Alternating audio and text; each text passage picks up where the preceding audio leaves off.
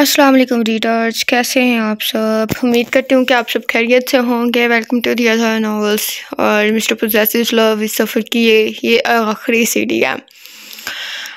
Subscriber का बोला था लेकिन आप लोगों ने नहीं किया, कोई मसला नहीं है। फेसबुक रीडर ने भी लाइक नहीं किए एंड वाली किस्तों पे, उनका भी कोई मसला नहीं है। खैर यही होगा कि वो फेसबुक छोड़ के यूट्यूब पे आ जाएगी, क्या हो सकता है।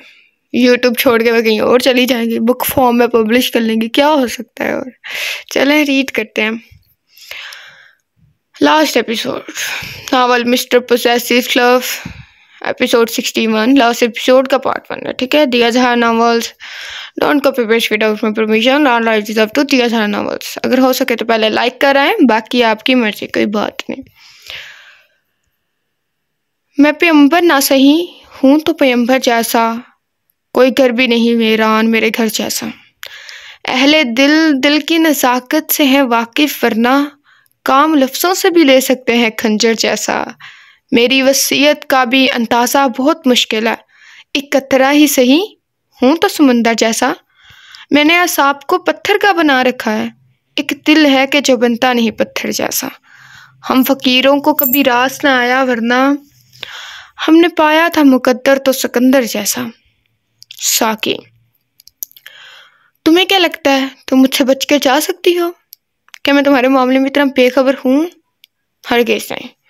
ना 4 बरस कबल बेखबर था मैं, और ना ही 4 बरस बाद हूँ। रॉकिंग चेयर पर झूलते वो बहुत मध्यम मगर सर्द आवाज में बोला। कमरा तारीख था, बहुत नीम सी रोशनी थी, बहुत मध्यम सी। वो उसका चेहरा नहीं देख पा रही थी और ना वो उसके वजूद को देख पा रहा था, लेकिन वो इश्क के जिस मुकाम पर पहुंच गया था, क्या उसमें सूरत मानी रखती थी? नहीं, हरगिज़ नहीं। वो उसकी आहट पर ही उसे पहचान सकता था। मुझे जाने दो, वो अटकते लहजे में बोली। गले में आंसुओं का फंदा अटक गया। वो खौफ से लड़सते कदम दरवाजे की जानिब भी बढ़ा रही थी। वो फरार चाहती थी। कोशिश भी मत करना, उसने रॉकिंग चेयर पर झूलते गोया साफ इनकार किया। वो तड़प गई थी। बहुत मध्यम रोशनी में उस बेहिस का चेहरा देखना चाहा। आखिर तुम इतने बेहिस क्यों बन गए हो जाज़ब हुमाल? क्यों कर रहे हो मेरे साथ ऐसा? क्या लगता है तुम्हें यूं मुझे कैद करके तुम मुझे खुद के साथ रख लोगे? मुझे मजीद नफरत होगी तुमसे, ये याद रखना तुम। वो गुस्से से चला उठी थी। उसकी आंखों के गिर्द स्याह हल्के थे, आंखें मुकम्मल सोजिश का शिकार थी। बिखरे बालों और मलगज्जे कपड़ों में वो कोई नीम पागल मालूम हो रही थी। तुम कर ही नहीं सकती मुझसे नफरत। वो बोलते बोलते चेयर से खड़ा होते रुख उसकी जानिब करते, उसकी जानिब कदम बढ़ाने लगा। उसके कदमों की छाप घड़ी की सुइयों की टिक टिक के साथ कमर में अपनी छाप छोड़ने लगी। लेकिन इस मरतबा वो खौफजदा नहीं हुई थी। वो वही जमकर खड़ी रही। वो बस किसी भी कीमत पर इस घुटनज़दा कैद से रहाई चाहती थी, किसी भी कीमत पर। अगर होती तो उस दिन मेरे खून की परवाह किए बगैर तुम चली जाती। तुम नहीं गई, अब तुम नहीं जा सकती। वो उसके दोनों कंधों पर मजबूती से हाथ जमाते न जाने किसको समझा रहा था, खुद को या सामने खड़ी लड़की को। बकवास बंद करो अपनी, तुम्हारी तरह खुद गर्ज नहीं हूं जो किसी को कत्ल कर देती, इसलिए रुक गई थी सिर्फ इंसानियत के नाते। कंधों से उसके हाथ पूरी तरह झटकते वो हिज़ानती होती चला उठी थी। साथ ही आंखों से टिप टिप आंसू भी गिरना शुरू हो गए और वह शख्स अपने झटके के हाथों को देखता रह गया। कई लम्हे, कई पल। झूठ बोलती है तुम, नहीं मानता मैं। वो दांतों पर बुरी तरह जमाते आंखों में जो नमकीन पानी पर जबत का बंद बांधते चीखा था। उसने वापस लड़ते हाथ उसके कंधे पर जमाए। वो लड़की शिद्दत से रो दी। तुमने, वो हिचकी भर गई, जुबान ने बोलने से इनकार कर दिया, दिल जख्मी होते तड़प उठा। तुमने मुझे पागल कर दिया जाज़ब हुमाल। वो बोलते बोलते आखिर में बेतहाशा बुलंद आवाज में चीखती, उसे पूरी कुव्वत से धक्का देते खुद से दूर कर गई। वो 2 कदम पीछे को लेते लड़खड़ा गया, आंखें एकदम सड़क पड़ने लगी। वो बुरी तरह मुट्ठियां पींच गया। और मैं जो पिछले 4 सालों से तुम्हारे पीछे काफिर बना बैठा हूं। मैं सख्ती से बड़े रौब से चीख पड़ा। उसने सख्ती से पास पड़े शीशे के टेबल को ठोकर मारते चलाते हुए सामने खड़ी लड़की को देखा, जो उसके शदीद गुस्से से खौफ खाते जमीन पर रोते हुए बैठती चली गई। तुम एक जानवर हो, खुदगर्ज हो तुम। वो नीचे बैठे सिसक पड़ी थी, जमीन पर सर रखे वो शिद्दत से रो दी। उसके लफ्ज लड़खड़ा गए। वो शख्स एकदम परेशान हो गया। ठीक है, मैं गलत हूँ, तुम चुप कर जाओ। उसकी जानिब कदम बढ़ाते वो उसके करीब नीचे बैठते, खुश्क लबों पर जुबान फेरते तहम्मुल से बोला। उसने हौसला देने को हाथ उस लड़की की जानिब बढ़ाया और फिर उस मजबूत हिसाब के वालिद शख्स ने पाया उसका हाथ लर्ज रहा था, पूरी तरह लर्ज रहा था, जैसे एक हौसला उस लड़की को उससे दूर ले जाएगा। चुप कर जाओ ना, क्यों अज़ियत देती हो मुझे? और उसने लड़ता हाथ पीछे नहीं खींचा। उसने लबों पर जबान फेरते वो लड़ता हाथ उसके सर पर रख दिया। वो धीरे से उसके बाल से हिलाने लगा। उसका हल्क बार बार खुश्क हो रहा था। तुमने क्यों किया ऐसा? तुम क्यों नहीं समझते? मैं यहाँ रही तो मर जाऊंगी। वो रोते हुए सर उठाकर बेबसी से बोली। उसके हाथों को झटकने की कोशिश करते उस लड़की के हाथ भी लर्ज उठे, लेकिन वो बार बार कोशिश करती रही उसके हाथ को झटकने की। तुम जाना चाहती हो मुझे छोड़कर? चंद पल की खामोशी के बाद वो वक्त एक आखिरी जुमला बोला। ये जुमला जाज़ब कमाल के लिए आखिरी था, उसकी रूह के लिए आखिरी था। उसे दूर होने के बाद क्या फर्क पड़ता है वो जिंदा हो, मुर्दा हो या जिंदा लाश हो? हाँ, क्या फर्क पड़ता है? जाने दो प्लीज। उसके चेहरे को देखते वो बामुश्किल बोल पाई थी। नीम तारीकी में उसका चेहरा इतना वाज़िया ना था, वरना यमन वही देखती उसने लफ्ज़ नहीं कहे थे। उसने मौत का परवाना उस शख्स की तरफ खेल दिया था। उस शख्स का चेहरा यूं था जैसे सामने मौत देखी हो। तो वह वक्त भी आन पहुंचा जहां यह सहारा भी आरज़ी साबित हुआ। वो बहुत मध्यम लहजे में बोला। यह शायद लहजे में इतनी सख्त ना थी कि मौत का हुक्म सुना पाता। वह बेबसी की इंतहा पर पहुंच गया और फिर जाज़ब कमाल ने अपना लरजता हाथ किसी बेजान शय की तरह यमन वहीद के सर से खींच लिया और जाज़ब कमाल ने अपना वजूद यमन वहीद पर ममनू कर दिया। तो मुझे धुतकारने वालों में एक और शख्स का इजाफा हो गया। आज उसके करीब से उठ गया, बिल्कुल खामोशी से। यमन वहीद ने सर उठाकर उसकी पुश्त को देखा। वो कदम जिन्हें वह मजबूती से रखने का आदी था आज लड़खड़ा रहे थे। वो जाकर वापस रॉकिंग चेयर पर बैठ गया और यमन वहीद का दिल जैसे बंद होने लगा। तुम जा सकती हो यमन वहीद, तुम्हारा कोई कसूर नहीं है। मुझ जैसा बदबख्त शायद ही कोई हो। वह सिगरेट सुलगाते कुर्सी पर झूलने लगा था। उसकी आवाज़ हर किस्म के तासुर से पाक थी। चेहरा सपाट था, कोई जज्बात ही नहीं था उसमें। यमन वहीद वो अपने बोझ उठाती जमीन से उठ खड़ी हुई। उसके कदम आगे बढ़ने लगे और उस शख्स ने सिगरेट पर गिरफ्त सख्त कर ली। दूर जाते उसके कदमों की आहट यूं थी जैसे दुनिया की हर तकलीफ वो आवाज़ को उसकी समातों में ढेला जा रहा हो। तुम ऐसे क्यों हो जाज़ब कमाल? दरवाजे की जानिब बढ़ते उसके कदम रुक गए। उसकी आवाज़ ने एकदम हर तकलीफ दा आवाज़ को जाज़ब कमाल की समातों से दूर कर दिया। वो धीरे से मुस्कुरा उठा जैसे जिंदगी ने वापस अपनी तरफ खींच लिया हो। एक नाजायज शख्स से तुम क्या उम्मीद रखती हो कि जिसे कदम कदम पर दुनिया ने धुतकारा हो? वो कैसा होगा? वो एक तरफा तंस ऐसा और सिगरेट का गहरा कश लेते आज उसने वो कड़वी सच्चाई बयान की थी जो दिन रात किसी असीब की तरह उसे खाए जा रही थी। जाज़ब, वो लड़की लड़खड़ा गई। उसने दीवार के सहारा लेते खुद को संभाला। उसकी आंखें हैरत से फैल गईं आखिरी हद तक और फिर उनसे नमकीन पानी रवाने से बहने लगा। वह जबरदस्त से लब पींच गई। उसने शख्स को देखना चाहा जिसका चेहरा आया न था, जिसके अपने बाप ने उसे धुतकार दिया, जिसकी अपनी माँ ने उसे धर धर भटकते न जाने कितने दहलीजों पर रखा। उस शख्स से तुम क्या तवक्का रखती हो? उसने जिंदगी को कैसे जिया होगा? वो बहुत आम से लहजे में बोला। धुआं हवा में तहलील करते लहजा बिल्कुल आम था। आम से लहजे को आम बनाने में से बरसों लगे थे। बरसों का सफर, तकलीफ दह सफर। वो अपने तवाज़ुन बरकरार न रखते जमीन पर गिर के फटी फटी आंखें लिए कुर्सी पर झूलता उसका वजूद देखती रह गई। तुम एक नाजायज शख्स की जायज मोहब्बत हो यमन वहीद। वो लब पेंच गया। कुर्सी के बाजू पर उसकी गिरफ्त बहुत सख्त हुई, इतनी सख्त कि उसके हाथ में दर्द की ठेस उठने लगी, लेकिन उसने गिरफ्त कम न की। एक बच्चे के जहन में बिठाना वो नाजायज है, उसे सबके सामने बताना वो नाजायज है। लोगों का उस पर हंसना तुम समझ सकती हो? नहीं, तुम नहीं समझ सकती। मैंने लोगों को मुझे धक्के देता पाया है, मैंने लोगों को मुझ पर हंसते पाया है, मैंने बरसों हसासे कमतरी का बोझ उठाया है। कोई मुझे बता सकता है मेरी गलती क्या थी? क्या मैं चाहता था मुझे नाजायज पैदा किया जाए? वो बोलता गया। बरसों बाद उसने अपने जख्म कुरेदे थे, बरसों बाद उसने खुद अपने जख्मों पर नमक छिड़का था, बरसों बाद उसके हलक में सांस अटकने लगी थी, और यमन वहीद उसके नीम तारीखी में डूबे चेहरे को देखती रह गई, पथराई हुई आंखों से। वो कुछ बोल ना पाई, कुछ भी नहीं। उसे सांस लेने में दुश्वारी पेश आने लगी। मेरा बाप जिसने मेरी माँ से मोहब्बत की या वक्त गुजारी मुझे नहीं पता, हाँ, लेकिन उन्होंने उनसे निकाह नहीं किया। ये लड़कियां इतनी अंधी क्यों होती हैं?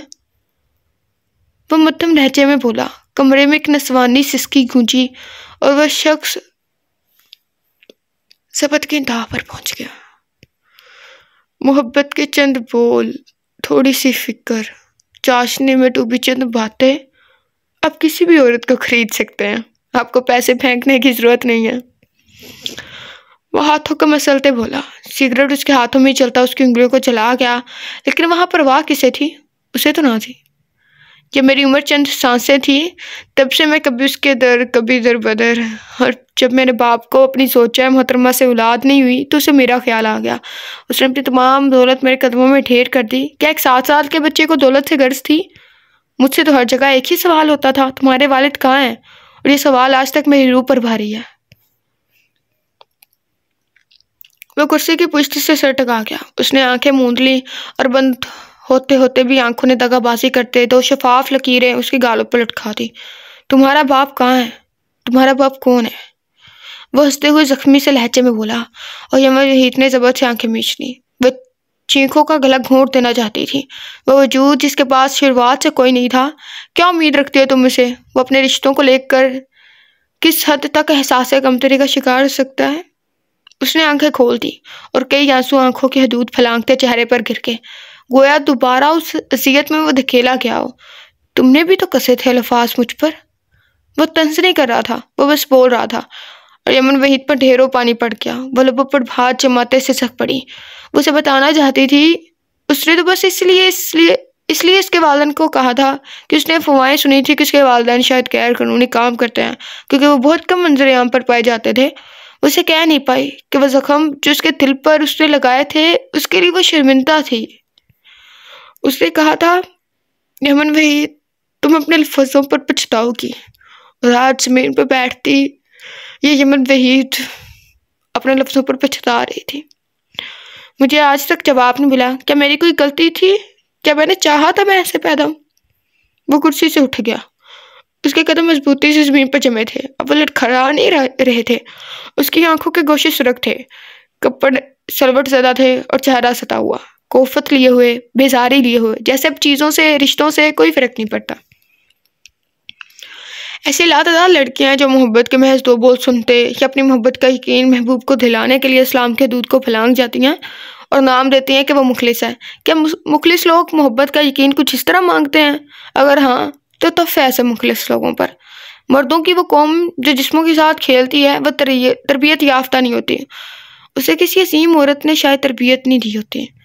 ऐसे रिश्ते का कोई वजूद नहीं होता जिस पर माशरा आपसे पूछे, ये कौन है तुम्हारी, या ये क्या लगता है तुम्हारा। ऐसे रिश्ते खोखले होते हैं जब आप इन 2 सवालों का जवाब नहीं दे पाते। आपको चाहिए फौरन इस रिश्ते से दस्तबरदार हो जाएं। यकीन जाने वो अज़ियत उस अज़ियत से कम होगी जो आप मुस्तकबिल में उठाएंगे। किसी को पसंद करना गलत नहीं है। अगर पसंद करते हो तो रजामंदी जानो और अपने रिश्ते को हलाल करो। क्या आपको गवारा है आपकी मोहब्बत पर सवाल उठें और आपके पास जवाब ना हो और आप कहें दुनिया ऐसा ही कहती है? अगर हाँ तो आप मोहब्बत नहीं करते। मोहब्बत ऐसी नहीं होती, मोहब्बत पाक होती है। और जब आपके दरमियान कोई रिश्ता ही नहीं तो मोहब्बत पाक कैसे हुई? रसूलुल्लाह सल्लल्लाहु अलैहि वसल्लम का इरशाद मुबारक है, तो जो औरतें तुम्हें पसंद हो उनसे निकाह कर लो। वह कमरे से बाहर निकल गया, उसे वहीं छोड़कर। यमन वहीद का दिल दहल गया, उस पर लरसा तारी हुआ था। बचपन से जवानी तक एक ऐसा बोझ उठाना जिसमें आपकी कोई गलती ना हो, कैसा महसूस होता है, उसे आज पता चला। वो अपने रिश्तों को लेकर इतना जुनूनी क्यों था? क्योंकि वह डरता था कि जो भी उसके करीब आएगा उसकी हकीकत जानकर उससे दूर चला जाएगा। वो बुरी तरह एहसास महरूमी का शिकार था। जब उसकी माँ उसे स्कूल भेजती तो उसके नाम के पीछे किसका नाम लगाया जाए, ये सवाल कितना हसीयतनाक होता होगा। जब वो बचपन में अपने हमउम्र बच्चों को अपने वालिदैन के साथ देखता होगा, उसे कैसा महसूस होता होगा। जब उससे पूछा जाता होगा तुम्हारा बाप कौन है, उसे कैसा महसूस होता होगा। और जब उसने ये सब बातें सहना सीख ली तो उसका वालिद अपनी कमी पूरी करने के लिए उसके पास आ गया। उसकी माँ मर गई, उसे अपना बाप पसंद नहीं था। जो उसकी माँ को नाज़ेबा अल्फाज बोलता था, उसे मारता था कि उसकी माँ उसके बाप को कहती थी उसके बच्चे को अपना नाम दे। और फिर अपनी कमी पूरी करने के लिए उसके वालिद ने उसे अपना नाम दे दिया। तब जब उसे ये नाम नहीं चाहिए था, तब जब वो महज 8 साल का था, एक छोटे बच्चे के जहन पर क्या बीती होगी, उसका अंदाजा है किसी को? शायद किसी को नहीं है। और फिर बाप में मर गया। अब लोग उससे उसके वालिद का नाम नहीं पूछते थे, लेकिन उसकी रूह अब जख्मी हो चुकी थी। उसे सब याद था। क्या वसीयत भूली जा सकती थी? उसे खुद से नफरत थी, बेहद नफरत। एक उसके चाचू थे जिनके साथ वो अच्छा था कि वो उसके साथ अच्छे थे, और दूसरा उसका वाहद दोस्त था, कायान सिकंदर। वो बचपन से महरूमी का शिकार था। रिश्तों की महरूमियाँ, कहते हैं चीज़ों की महरूमियाँ इंसानी मोहब्बत से ज़ायल कर देता है, लेकिन रिश्तों की महरूमियाँ, उनका कोई नेमल बदल नहीं होता। वो बता क़यामत नाजायज़ ही रहने वाला था। अब दुनिया नहीं, जाज़ो कमाल खुद जानता था वह नाजायज़ है। वो इनसिक्योर था रिश्तों को लेकर। वह तभी नहीं चाहता था कि जैसे वो चाहता है उसे कोई देखे या चाहे। उसे डर था कि कहीं वो उससे दूर ना हो जाए। जाज़ो कमाल के पास अब कोई रिश्ता नहीं था। उसने अपनी महरूमी में खुदगर्जी को चुना था। खुदगर्ज होते हुए भी वो खाली हाथ रह गया था। यमन वहीद बामुश्किल ज़मीन से उठी। वो खुद को घसीटते कमरे से बाहर निकल गई। वो शख्स के पीछे जाना चाहती थी, वो उसे बताना चाहती थी उसे उसके वजूद से फ़र्क नहीं पड़ता। वो उसे बताना चाहती थी कि उसे इसका कोई कसूर नहीं है, जाज़ो कमाल इस हवाले से बेकसूर है। यमन वहीद उसे बताना चाहती थी। जारी है। दिलयार की प्री बुकिंग ओपन है। प्राइस 1200। अगर आप 20 दिसंबर से पहले ऑर्डर कंफर्म करें तब इसके बाद प्राइस 2000 रुपये हो जाएगी। सो जल्दी से ऑर्डर कंफर्म करवा लें। व्हाट्सएप नंबर ये है, आप देख सकते हैं व्हाट्सएप नंबर। तो अगर आपने अपना ऑर्डर कंफर्म करवाना है तो ये रहा। अख्ताम फाइनल किस्त।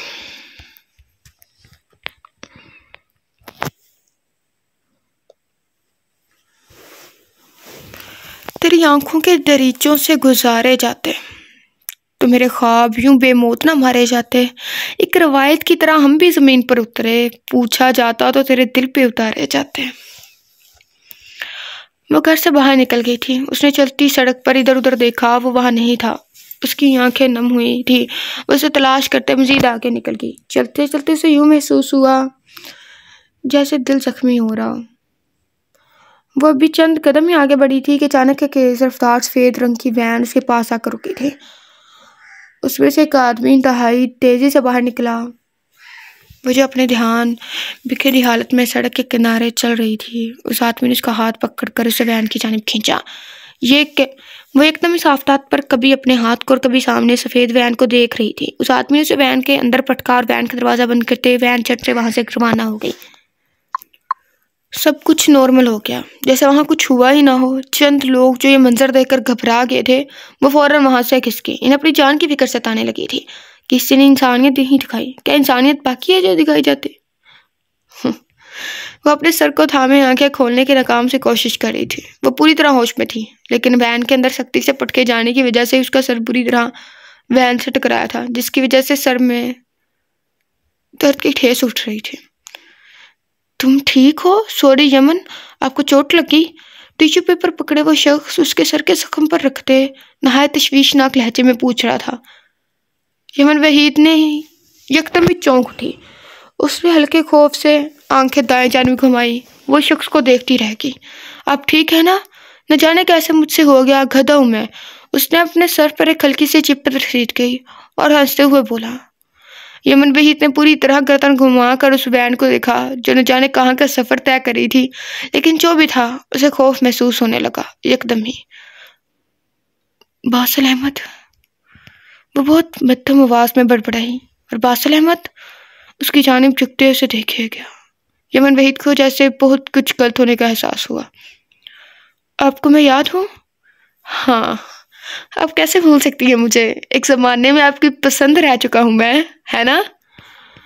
वो हाथ उसके बराबर सीट पर टिकाते मजीद उसकी जानिब झुकते खुशामद लहजे में बोला। यमन वहीद उसे देखती रहेगी। तुम कहाँ लेकर जा रहे हो मुझे बासिल अहमद? मुझे जाने दो, मुझे जा सबका। अच्छी लड़कियां बुरे लड़कों का नाम नहीं लेती। उसकी बात काटते एकदम धाड़ा, उसके कंधे के बराबर धरा हाथ एकदम सीट पर सख्ती से मारा। यमन वहीद सहम गई, उसका दिल डर गया। बासिल अहमद, वो शख्स उसके साथ ऐसा कैसे कर सकता है? वो कुछ देर कुछ भी बोल ना पाई। आपको पता है, आपकी मोहब्बत नासूर बन चुकी है। रोज दिल जलता है, रोज सुलगता है, रोज मैं खुद को तसल्ली देता हूँ, रोज उस झूठी तसल्ली पर टूट जाता हूँ। उसने धीरे से हाथ आगे बढ़ाते उसके बालों की लट को उंगली पर लपेटा। यमन वहीद पीछे को सर खिसकाने लगी, जबकि मुकाबल शख्स की आंखें चमक उठी। नहीं, वो नफी में सर लाते बेबस हो गई। उसकी आंख से कतरा बहकर गाल पर लुढ़क गया। उसे एकदम जासूम मोबाइल के मुख्तलिफ अमाल याद आए। उसने दास्तान का इख्तिताम उस लड़की के आंसू पर बेबस होते किया था। जाज़ब कमाल अपनी दास्तान अधूरी छोड़ दी थी, फक्त इसलिए कि वो उस लड़की की आंसू बर्दाश्त नहीं कर पाया था। आप नहीं रहना चाहती ना उसके साथ? हम दोनों मिलकर उसे मार देंगे, फिर मैं और आप हमेशा साथ होंगे, हमेशा साथ। उसके बालों की लड़कों उंगली से आजाद करते हुए उसके रुखसार की जानिब हाथ बढ़ाते बोला। यमन वहीद नफरत से अपना चेहरा मोड़ा, जिस पर उस शख्स ने बुरी तरह दांत खचकाते उसकी थोड़ी अपनी वहशी गिरफ्त में जकड़ी। उसका रुख अपनी जानिब किया, वो सिसक पड़ी थी। मुझसे मुंह नहीं फेर सकती आप। आपसे मोहब्बत करता हूँ मैं, आप मेरी हैं, फक्त मेरी। मैं आपकी इज्जत कर रहा हूँ तो मुझे वही करने दें। मैं आपके साथ सख्ती नहीं बरतना चाहता। वापिस ऐसा नहीं करेंगी ना? वो एक एक लफ्ज पर दबाव देते घुरा रहा था। उसकी गिरफ्त उसके लफ्जों की मानिंद उसकी थोड़ी पर सख्त होती गई। मैं बीवी हूँ किसी और की, मुझे जाने दो वरना तुम मर जाओगे। वो अपनी थोड़ी पर बढ़ती उसकी जारहाना गिरफ्त की परवाह किए बगैर दाढ़ी थी। न जाने इसमें इतनी हिम्मत कहाँ से आई। शायद पछतावा था जो गुस्से की मानिंद निकल रहा था। मर ही तो रहा था बरसों से। उसकी थोड़ी को झटके से छोड़े वो सीट पर सीधा होकर बैठ चुका था। यमन वे इतनी दम आंखों से उसे देखा। वह दरवाजे को खोलने की जद्दोजहद करने लगी। उसका सांस फूलने लगा था। कोशिश करती रहे लेकिन नाकाम ही रहेंगी आप। उसने मोबाइल खोलकर यमन वहीद की एक तस्वीर खींची थी। वो हैरानगी से उस शख्स को देखने लगी। जब नंबर डायल करते मोबाइल कान को लगा चुका था। तुम्हारी बीवी मेरे पास है, एड्रेस भेज रहा हूँ, वहां पहुंचो। जाज़ब वो बात कर रहा था जब यमन वहीद जोर से चलाई। उसने फोन चिपकने की कोशिश की थी जब बासिल अहमद ने फोन बंद करते उस पर कुछ टाइप करते साथ उसे खिड़की से बाहर फेंक दिया। यमन वहीद साकत सी उसे देखती रही जो मुस्कुरा कर उसे देख रहा था। मैंने कहा था दुआ कीजिएगा आपकी मोहब्बत मेरे लिए नासूर ना बन जाए, लेकिन आप मुझे भूल गई। क्या इतनी आसानी से भूलने वाली शय हूं मैं? वह एकदम पागल होते उसके दोनों कंधों पर हाथ जमाते उसे झंझोड़ गया। यमन वहीद ने आंखों से उसे देखती रह गई। तुम अच्छे इंसान थे बासिल अहमद। वो बहुत मध्यम लहजे में अफसोस से बोली। उसका दिल खौफ से भर गया था। बासिल अहमद की गिरफ्त उसके कंधों पर कमजोर होते फिर सख्त हो गई। था कोई अहमियत नहीं रखता। वो गहरी संजीदगी से बोला, जैसे उसने फैसला कर लिया उस रास्ते पर चलने का। पता है हम कहाँ जा रहे हैं? सर को मारने। उसने यमन वहीद के कंधों से हाथ उठा लिए। वो इत्मीनान से बोलता यमन वहीद की रूह को कुचल गया। तुम ऐसा नहीं कर सकते बासिल अहमद, इतने गिर नहीं सकते। मैं तुमसे मोहब्बत नहीं करती। मुझसे देखती बेबसी से बोली। मैं तो करता हूँ ना, यही काफी है। वो ढीठ बन गया। यमन वहीद को वो कहीं से पुराना बासिल अहमद ना लगा। ये शख्स अलग था, ये बासिल अहमद नहीं था। खामोशी से कदम पीछे लेने वाला यह बासिल अहमद नहीं था, ये तो बागी था कोई। मुझे आपसे मोहब्बत है और मैंने महसूस किया है मौत मोहब्बत से ज्यादा आसान है। मेरे जिंदा रहने तक आपको मेरे साथ रहना है। वैन एक सुनसान जगह पर आकर रुक गई। उसने यमन वहीद को बाजू से पकड़ते बाहर निकाला। वो किसी बेजान चीज की तरह बाहर घसीटती चली गई। वो बेयकीन थी किस्मत के इस खेल पर। उसने सामने देखा, वो शख्स सामने ही खड़ा था, सुर्ख आंखों से। वो वक्त बासिल अहमद को घूर रहा था। उसने एक नज़र भी यमन वहीद पर ना डाली थी। बासिल अहमद ने चाकू निकालते यमन वहीद की गर्दन पर रखा। वो बुरी तरह सहम गई। उसने दूसरे हाथ से रिवॉल्वर निकालकर जाज़म कमाल की जानिब रुख मोड़ दिया। यमन वहीद का सांस रुक गया, इसलिए नहीं कि उसके गर्दन पर चाकू था, बल्कि इसलिए कि रिवॉल्वर का रुख इस शख्स की जानिब था। बासिल नहीं, वो लड़खड़ाते लफ्ज़ों से बहुत धीमी आवाज में बोली। इतनी के करीब खड़ा बासिल अहमद ही सुन पाया था, जिसने एक तंद नजर यमन वहीद पर डालते चाकू मजीद उसकी गर्दन के पास किया। आपको मेरा होना पड़ेगा यमन वहीद, उसने धीरे से सामने खड़े शाहज़ब कमाल पर नजर जमाते कहा। वो एक पल के लिए भी उस पर से नजर नहीं हटा रहा था। वह एक खाली खुश्क सुनसान मैदान था जहाँ इस वक्त वो 3 महफूज खड़े थे। हाथ उठाओ वरना पछताओगे तुम। कई दूर फासले पर खड़े उस शख्स ने ज़ब्त से मुठ्ठियाँ पींचते फिर रिवॉल्वर निकालकर बासिल अहमद पर तान दी। उसके लहजे से आग की शरारे से फूट रहे थे। 4 साल से पछता रहा हूँ, थोड़ा और सही। रिवॉल्वर फेंक दो वरना तुम्हारी बीवी को मार दूंगा। उसने चाकू पर दबाव बढ़ाया तो खून की एक नन्ही सी बूंद यमन वहीद की गर्दन से फूट पड़ी। वह ज़बत से आंखें मीच गई। मेरी बीवी को छोड़ दो वरना तुम्हारा वो हशर करूंगा कि दूर खड़ी मौत भी तुम्हें अपने गोश्त में लेने से कांपेगी। वह जानती होते चला उठा। उसने मजबूत कदम आगे की जाने बढ़ाए। यमन वहीद धुंधली नजरों से उसे देखने लगी थी। खबरदार वहीं रुक जाओ वरना मारी जाएगी ये। बासिल अहमद फंकारा था शदीद नफरत में। जाज़म कमाल ने ज़बत से कदम वही रोक दिए थे। उसने इस सारे वक्त में पहली बार यमन वहीद को देखा जो उसे देख रही थी। शख्स ने उसके गर्दन पर निकली वो खून की बूंद को देखा। वो दांतों पर दांत जमा गया। उसने रिवॉल्वर फेंक दी। उसे इंतजार था तो बस कयान सिकंदर का, जो पुलिस को लेकर किसी भी वक्त यहाँ पहुंच सकता था। सिर्फ 2 गोलियां तुम्हारे सीने में दागूंगा और हिलने की जुर्रत भी मत करना वरना। वो दांत पीसते नहायत नफरत से बोला और आखिर में वार्निंग देते चाकू का दबाव यमन वहीद के गर्दन पर मजीद बढ़ा था। क्या वो यमन वहीद से मोहब्बत करता था? क्या ऐसी होती है मोहब्बत के महबूब की गर्दन पर हथियार रख दिया जाए? ये तो खुद घर से मालूम होती थी। वैसी बदबख्त लड़की थी कि उसे उसकी जिंदगी में जो भी मिला खुद घर से मिला। उसे जाने दो। जाज़म कमाल ने इंतहाई ज़ब्त से जुमला मुकम्मल किया। उसकी नज़र यमन वहीद पर थी, एक आखिरी नज़र। नहीं बासिल प्लीज, बासिल प्लीज।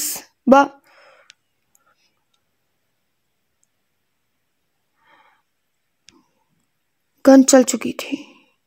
वो धीमे टूटे फूटे लहजे में बोल रही थी। जब अचानक हर तरफ सन्नाटा छा गया, उसने गर्दन घुमाकर सामने देखा। मैं अपनी सांसें बेचकर तुम्हारी हिफाजत करूंगा यमन वहीद। एक जुमला जो बस सर में गूंजने लगा। उसे परवाह नहीं थी कि उसकी गर्दन से खून की लकीर निकल रही थी। वो बस सामने देखेगी। जहाँ सब फक्त लब हिले थे, आवाज तो कहीं अंदर ही दब गई थी।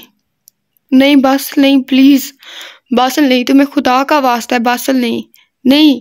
उसने वापस गर्दन घुमाते होश में आते चीख कर बासिल अहमद से गन छीनने की कोशिश की। वो तेज था, चाकू उसकी गर्दन पर लकीर खींच गया। उसका सांस सीने में अटक गया और एक बार फिर से गहरी खामोशी को एक तेज आवाज ने चीर दिया। उसने अपनी गर्दन से बहते खून की परवाह किए बगैर सामने देखा। वह शख्स जो उसे देख रहा था, एकदम उस शख्स की आंखें धुंधला गई। एकदम ही वहां सन्नाटा छा गया। एकदम ही सब खत्म हो गया। वह जमीन पर घुटनों के बल गिरा। उसके सीने से खून उबल उबल कर बह रहा था। उसका सर पत्थर पर लगते उसका वजूद जमीन बोझ हो गया और यमन वहीद वहीं साकित हो गई। उसकी टांगें कांपने लगी थी। उस शख्स की पथराई हुई आंखें अब भी यमन वहीद पर अटकी थी।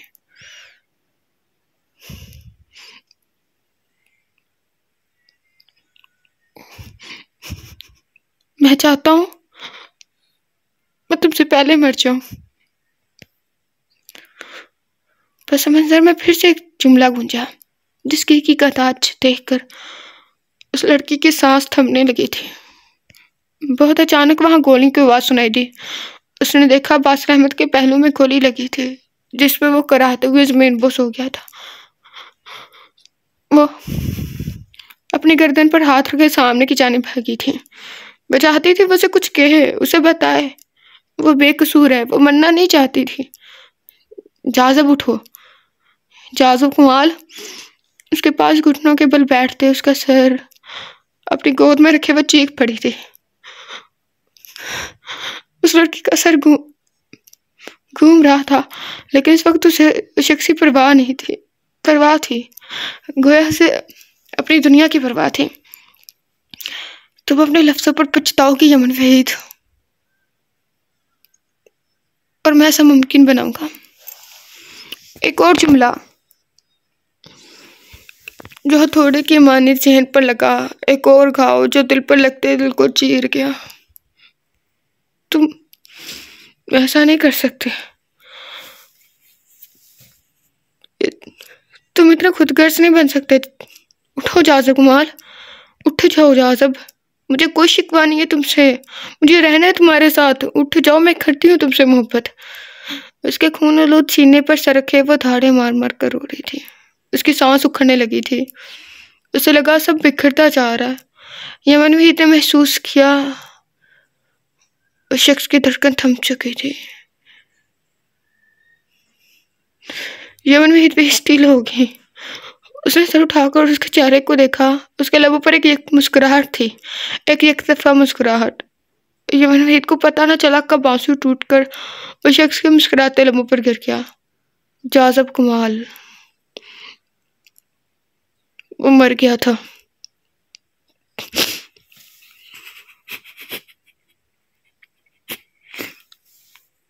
जाज़ब कमाल मर गया था।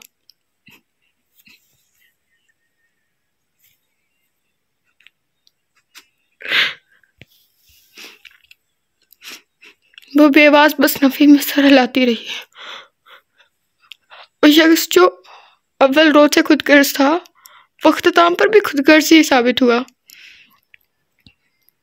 मैं तुम्हें अपने इश्क में पागल करके मर जाऊंगा यमन वहीद। एक रूह को जख्मी करता जुमला। उस रात उसकी आंखों से गिरते आंसू, वो उसका सिसकता लहजा, वो सच था। यमन वहीद को जाज़ब कमाल से इश्क हुआ, और जाज़ब कमाल वो मर गया।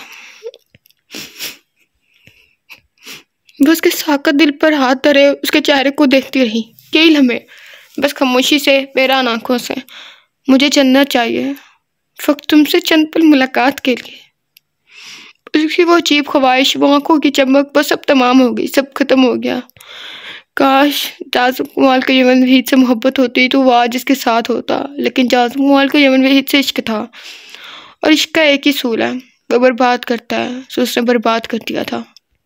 जाज़ब वो लड़ते लहजे में फटी फटी आंखों समेत बोली। उसका दिल साकित हो गया था, और शख्स का दिल अब साकित था, वहां कोई हलचल नहीं थी। मैं अपनी सांसें बेचकर तुम्हारी हिफाजत करूंगा। और उसने कर दी थी। उसने अपनी सांसें बेचकर उस लड़की की हिफाजत की थी। दास्तान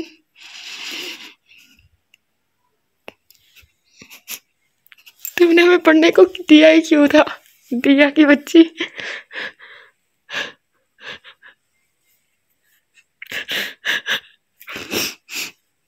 हम शायद ही कभी किसी नावल में रोए हों, शायद। हमें याद है हम नहीं रोते वीडियो में।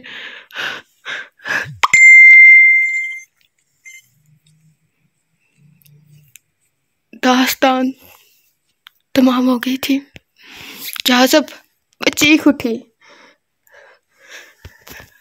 दर्द की शदीद लहर ने उसे आत्महुआ कर दिया। उस लड़की का सर उस शख्स के सीने पर ही ढलक गया। वह सन्नाटा छा गया। इश्क की वो दास्तान अधूरी रह गई, और अधूरी दास्तानें हमेशा जहनो दिल के किसी कोने में अज़बर रहती हैं। अधूरी दास्तान को हम भूल नहीं सकते, वो हमेशा हमारे दिल के किसी कोने में दफन रहती हैं। मेरे इश्क दे विच मुशकूक ना हो, नहीं अंज तक गलत निगाह की, तेरी हर मुलाकात मैं इंज की जिवें मूसा नाल खुदा की। नहीं फर्क किया तेरी पूजा विच, नहीं खतरा दी परवाह की, एक तेनू रब नहीं कह सकदा, बाकी सारी रस्म अदा की। तेरे ना हयाती ला छोड़ी, दस किसने इंज वफा की। बाबा बुल्ले शाह। कमरे में सूरज की रोशनी हर तरफ फैली हुई थी। कुछ किरणें उसके चेहरे पर भी पड़ती, उसकी बंद आंखों को भी चंधिया रही थी। उसने बामुश्किल आंखें खोली और रॉकिंग चेयर की पुश्ते से ठीक से सर टकाते सर ऊंचा किया। उसने सामने दीवार पर पूरी दिलकशी से जमी उसकी शानदार तस्वीर को देखा। बस चंद पल ही, फिर वह नजरें फेर गई। रोशनी आंखों में चुभन पैदा करने लगी तो पानी आंखों से बहता रुखसारों पर निकल आया। वह वाकई सूरज की रोशनी से आंखों में आया पानी था, यकीनन नहीं। उसने फिर से आंखें खोल दी। इसका दिमाग मफलूज हो चुका था। वह बस सामने दीवार पर मौजूद उसकी तस्वीर को देखती रही। बहुत देर, कई लम्हे, कई पल, जैसे सदियां गुजर गई हों। वो चाहती थी सदियां गुजर जाएं, लेकिन वक्त वो वहीं अटक गया था, दास्तान के अख्ताम पर ही। तुम इंतहाई खुदगर्ज इंसान हो, वो बहुत मध्यम लहजा में बोली। रॉकिंग चेयर झूल रही थी। उसकी दाएं आंख से आंसू की लकीर रुखसार पर फैल गई। तुम आगाज से अख्ताम तक खुदगर्ज सी रहे, जाज़ब कमाल है। उसने सर ऊपर उठाए, उसकी तस्वीर को देखते सिसकी भरी, एक दर्द भरी सिसकी। उसने सामने तस्वीर को देखा। वह शख्स इस पर भी अपनी एक तरफा मुस्कुराहट लिए मुस्कुरा रहा था। उसे फिर से हवा में ऑक्सीजन की कमी महसूस होने लगी। उसका दम घुटने लगा।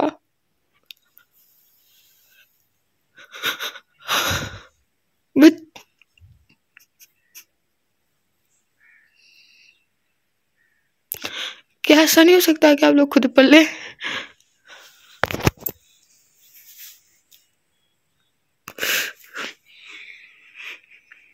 मैं चीख चीख कर पूछना चाहती थी कि आखिर वक्त गुजरता क्यों नहीं है। बसों में सलाद की पाबंद लड़की इश्क की बाजी हार गई थी। वक्त ने उसे मात दे दी थी। इश्क ने उसे धुतकार दिया था। वो अब बरसा हो गई थी। 3 साल में उसकी पसंदीदा जगह बन चुकी थी। पसंदीदा तस्वीर भी शख्स की थी। वह घंटों यहाँ बैठ कर वक्त को बेमोल करते गुजार देती कि मुझे चैन क्यों नहीं पड़ता। एक ही शख्स था जहां में क्या। अचानक दरवाजे पर चिड़चिड़ाहट हुई। उसने बेध्यानी में गर्दन घुमाई। उसकी आंखें वीरान थी। उसे अपनी आंखों से मोहब्बत होने लगी थी कि उसकी आंखों की हमरंग आंखें उसके महबूब की थी। वह क्यों ना फिर अपनी आंखों से मोहब्बत जताती।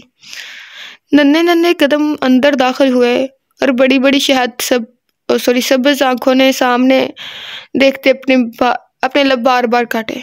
आनी, वो गोल मटोल सा बच्चा बामुश्किल बोला और खलखला कर हंस पड़ा और यमन वहीद की हिचकी कमरे में गूंज गई। मूसा, फजर रिजवान ने अंदर आते उसे फौरन नीचे से उठाते अपनी गोद में भरा। यमन वहीद बस उस माँ बेटे को देखती रही। तुम यहाँ क्या कर रही हो? उसने सामने रॉकिंग चेयर पर बैठी यमन वहीद को देखा। फजर रिजवान ने फौरन नजरें फेर ली। दिल पर जैसे कई खंजर एक साथ चले। इंतजार, मैं इंतहाई मध्यम आवाज में बोले। उसका लहजा बोल नहीं, चीख रहा था, दुहाइयां दे रहा था, गिड़गिड़ा रहा था। किसका? फजर रिजवान ने नहायत रहमदिल नजरों से अपनी दोस्त को देखा। जन्नत का,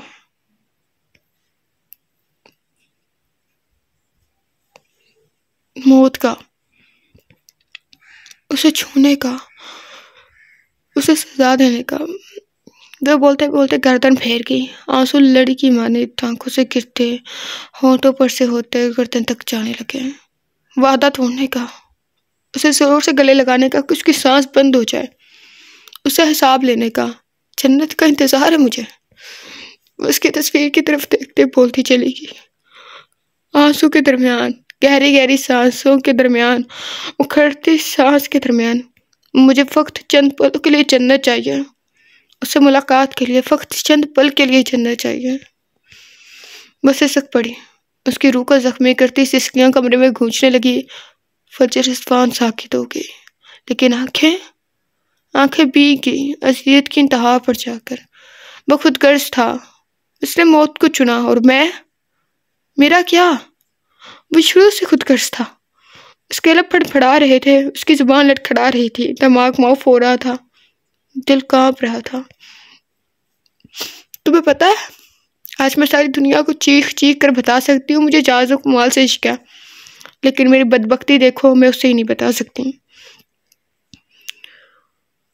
वो सर वापस कुर्सी की पुश्त से टका गई। उसका चीखता बुलंद लहजा आहिस्ता आहिस्ता मध्यम पड़ गया, बिल्कुल बेबस। वो कुछ भी तो उसके हाथ में नहीं था। मैं तुम्हारा इंतजार करूंगी, मौत तक, कब्र तक, हशर के दिन तक, जन्नत तक। उसका लहजा मध्यम से मध्यम तर होते खामोश हो गया। आंखें फिर से हैरान होती, खुश्क हो गई। वो कुर्सी पर झूलती लड़की साकित हो गई, बर्बाद हो गई।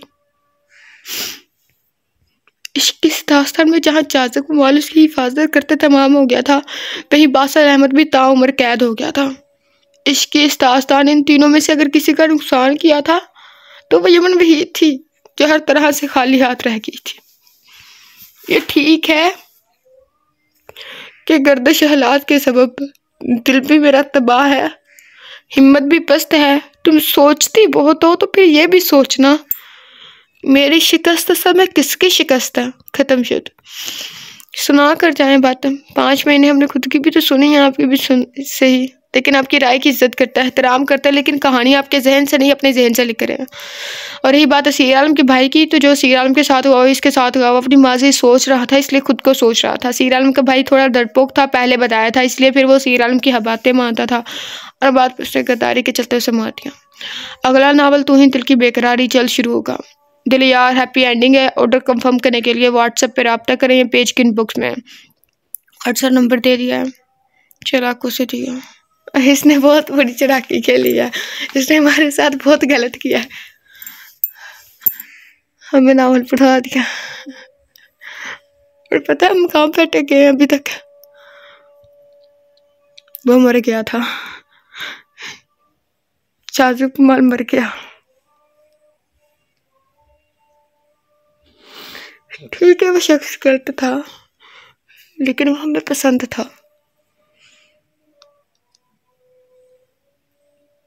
वो हमें पसंद था, बाकी लोगों के सही होने से क्या फर्क पड़ता है, हमें तो सिर्फ वही पसंद था और वो मर गया।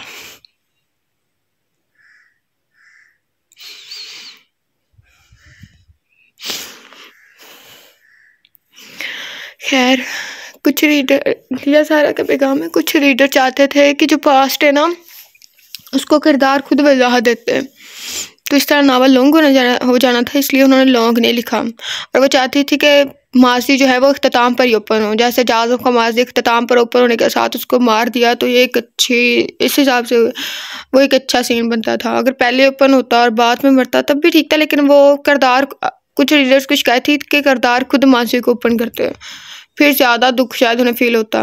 और कुछ रीडर का कहना था कि जाज़ब मोल को इतना दुख नहीं मिला। आप खुद सोचना कभी कितना दुख होता है जब कोई आपसे पूछे, मतलब हमें सबको पता है, लेकिन एक ऐसा शख्स से पूछे कि तुम्हारे वालिद कौन है।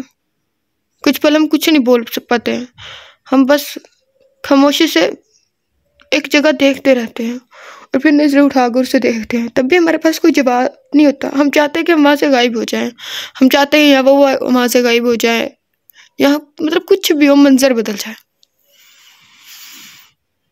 शुरू से ऐसे ताम तक कैसे, हमें नहीं पता कि उसने क्यों लिखा। वो खुदगर्ज था, वो खुदगर्ज होता तो वो जिंदा होता।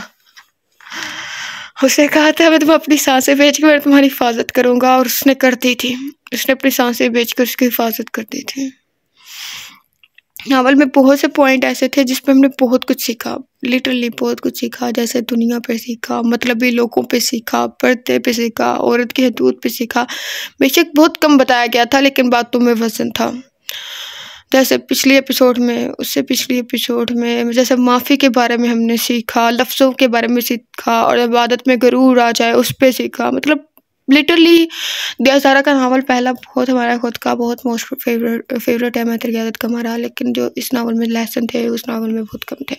इस नावल में तो ऐसे था ना कि लेसन आपको प्लेट में सजा कर दिए हुए थे, ये आप पर डिपेंड करता है आपने कुछ सीखा कि नहीं सीखा। ज़रूरी नहीं है जो सफ़े पे तहरीर लिखी होती है हम उससे ही सीखें। आजकल मतलब काफ़ी राइटर ऐसी हैं ऑनलाइन जो अच्छा लिखती हैं, उनमें से हमें मतलब कुछ याद है जो हमारे फेवरेट हैं, मतलब जो हमें उनकी तहरीरें याद रहती हैं। उनमें से मरीन रियाज, स्नेहा राउफ, दिया ज़हरा और खतीजा शजाएँ वो, और मतलब ऐसी राइटर की हमें तहरीरें याद हैं। और एक आयशा जुल्फ़कार, चंद राइटर ऐसी भी हैं जो अच्छा लिखती हैं। आप ऑनलाइन से भी काफ़ी कुछ सीख सकते हैं। आप इन लोगों के नावल लाजमी रीड क्या करें, आपको अच्छा मवाद में मिलता है और आप सीखते भी हैं। अब ये नहीं है दिया ज़हरा के नावल में मतलब कुछ भी था, सारा कुछ मतलब सारा कुछ था, फ़नी भी था, इमोशंस भी थे, सैड भी था, हैप्पी भी था, अब कोई पूछेगा कि सीर आलम कहाँ पे गया बाकी रीडर्स की तरह, तो अहमक लोगों सॉरी आप नहीं है अहमक, क्योंकि मोस्ट रीडर ने बहुत दिमाग ख़राब किया हुआ है। तो आप लोग एपिसोड 60 रीड कर लीजिएगा, ठीक है। उसमें एंड पे लिखा तो है, जब सीर आलम अपना पास्ट सोचता है तो उसके बाद तो उसकी माँ मर जाती है, तो वो उनके पास नहीं जा सकता, उसके पास बहुत पैसा है, वो सोचता है कि वो अपना सच कल्प को नहीं बताएगा, उससे छुपा लेगा। वो बेशक उसके काम करने का तरीका गलत था, लेकिन वो काम तो ठीक कर रहा था ना, कि कोई और असील एडम ना बने। तो वहाँ पे उसकी कहानी का अख्ताम होता है। हीरो और अवान की स्टोरी का अख्ताम तब होता है जब वो कमरे से निकलते हैं अरसम को लेकर। फजर रिजवान की वो कुरान मजीद पढ़ते हुए तहज्जुद के टाइम या फजर के टाइम होता है। और चासुब कमाल का यहाँ पे होता है जब दिया ज़हरा ने हमें फंसा दिया, हमें हमारा दिल नहीं था रीड करने का, पहली बार और वीडियो में रोया या इतना खामोश हुआ है या अपने हाथों पे मुँह पे हाथ जमाया है। हम ऐसी फीलिंग आ रही है, हम हंस रहे हैं, और जब भी हम सोचते हैं कि वो मर गया, साथ ही हमारी किसी को ब्रेक लग जाता है, हम बस खामोश हो जाते हैं, कोई तासर कोई जज्बात कुछ भी नहीं। हमें इस चीज़ का अफसोस नहीं है कि वो मर गया, हमें इस चीज़ का गम है कि हम उसे वापस नहीं पढ़ सकते और वापस नहीं उसे कोई लिख सकता। खैर, नावल आपको कैसा लगा लास्ट में बताइएगा। अगला नावल वो स्टार्ट करेंगी, और अगर आपने उसको रीड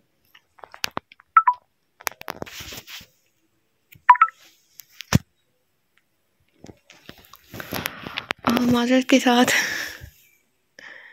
लास्ट में बताइएगा कि नावल आपको कैसा लगा। अगला नावल तू ही दिल की बेकरारी वो रीड करेंगी, मतलब पोस्ट करेंगे, हम रीड करेंगे या कोई और रीड कर लेगा। तो उन्होंने स्टेक पे पोस्ट किया था, वापस से कर देंगे, ठीक है। उसका हैप्पी एंड है, तो अच्छे से रीड कर लीजिएगा आप लोग। मतलब कुछ नावल होते हैं जिनका सैड एंड होना लाजमी होता है, कुछ दास्तानें होती हैं। अब हमें जासूम मालता याद रहेगा, अच्छा हुआ। अब हमें उससे जाकर थोड़ी सी गालियाँ देंगे, अच्छी वाली, सोबर वाली, ठीक है, डिसेंट वाली तो जो भी यहाँ के बनने पे हमें दुख है, जितना मर्जी खुद को कंपोज कर लो। अगली वीडियो में मिलते हैं। अपना बहुत सारा ख्याल रखिएगा। आप देखो कि वो कौन सा नावल रीड करती है, और वो जो भी नावल मतलब पोस्ट करेंगी वो सबसे पहले दूसरे क्या कहते हैं, अरीज शफीक एक चैनल का नाम है, अरीज शफीक नावल, आप ऐसे सर्च कर कीजिएगा तो उनके चैनल पे आएगा, क्योंकि वो उनकी हेल्प करने वाली हैं। आप लोग भी हेल्प कर सकते हैं, आप लोगों ने वैसे भी रीड करना होता है यूट्यूब रीडर ने, तो उनके चैनल पे जाकर रीड कर लीजिएगा। और अगर नहीं भी रीड करना तब भी लास्ट में 5 मिनट देखिएगा, क्योंकि वो उनकी जो कंडीशन है उनके घर की, उसकी वजह से मतलब ना उनकी हेल्प करने वाली हैं। तो हम उम्मीद करते हैं कि आप उनकी हेल्प करें। जस्ट 5 मिनट आपने उसको रीड करना है, 5 मिनट कैसे भी रीड कर सकते हैं, मतलब कुछ भी करके 5 मिनट वीडियो चला के ना साइड पे हो जाना है, बस व्यू काउंट हो जाए। जब आपका व्यू काउंट हो जाएगा आप उस वीडियो को कट भी कर सकते हैं, ठीक है। आप उनकी आवाज़ में नहीं सुनना चाहते तब भी, मतलब कुछ भी है, लेकिन 5 मिनट लास्ट में वीडियो चलाइएगा। ये आपका एक किस्म का समझने कि आपको सवाब भी मिलेगा कि किसी की मदद हो जाएगी, उनकी कंडीशन बेहतर हो जाएगी, ठीक है। उम्मीद है कि आप अपने नावल को एंजॉय कीजिए। आओ अगली किस्त में मिलते हैं, एंजॉय नहीं रोए थोड़ा सा, अगली किस्त में मिलते हैं, क्योंकि हमें अपने हिस्सेदार भी चाहिए ना, तो हम रोए। खैर, अल्लाह हाफिज़, अपना बहुत सारा ख्याल।